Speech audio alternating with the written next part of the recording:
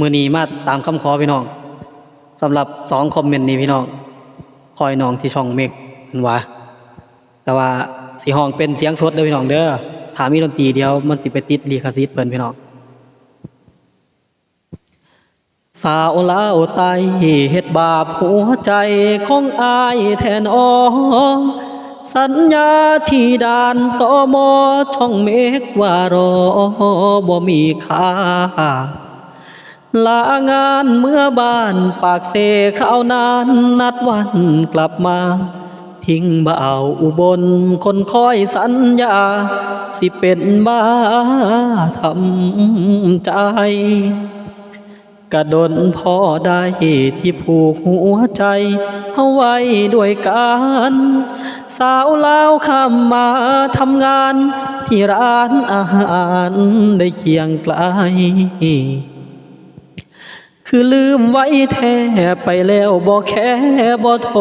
บ่ไลน์คือทอดโทรหาเป็นตาเหลือใจจักให้ผู้ใดตอบมาโอ้ยที่แม่นคิดฮอดแท้น้อโทรหากันยากพี่น้องจังได๋ก็ฝากกดไลค์กดแชร์แหน่เด้อสำหรับเสียงสด ถือดอกจำปายืนรอเกาะรั้วกงเหล็กที่ด่านตมช่องเมฆจนตำรวจตมแนมหน้าเป็นจังใดหนอสาวลาวเจ้าจังบ่มาหรือบ่าวลาวตาย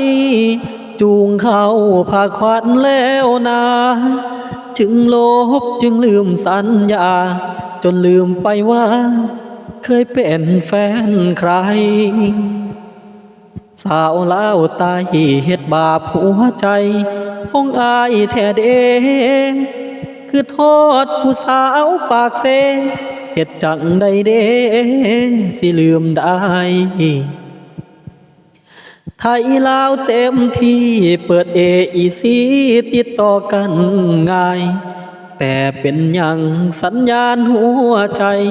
ผู้สาวลาวตาย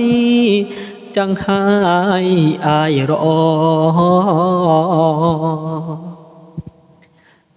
จัดให้ตามคำขอเด้อครับพี่น้องครับฝากกดไลค์กดแชร์นะครับ